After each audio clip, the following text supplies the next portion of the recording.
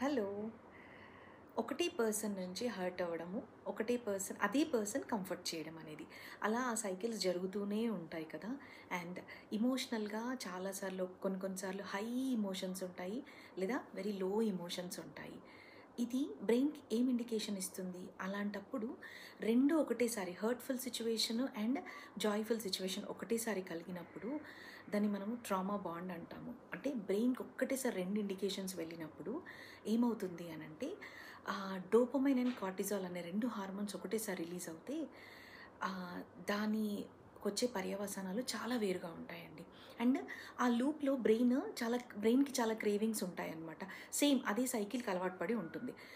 Pain and joyful situation. So, ఇలా ఎంతమందికి జరుగుతూ ఉంటుంది?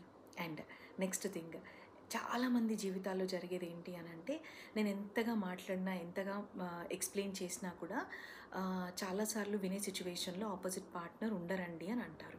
అండ్ ఇంకొక సిట్యుయేషన్‌లో ఏం జరుగుతుంది అనంటే, ఒకవేళ తను మాటల్లో చెప్తే వినకపోతే, తన బాధని ఒక మెసేజ్ రూపంలో టైప్ చేసి పంపిస్తే చూస్తారేమో అని చెప్పి ఆశపడతారు. కానీ చాలాసార్లు ఎవరికైతే మనం పంపిస్తామో వాళ్ళు చూడరు.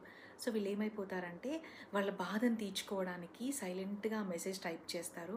At the end of the message మళ్ళీ అదంతా చూసుకొని, నేను పంపించినా కూడా వినడులే అని చెప్పేసి, వినదులే అని చెప్పేసి డిలీట్ చేస్తారు.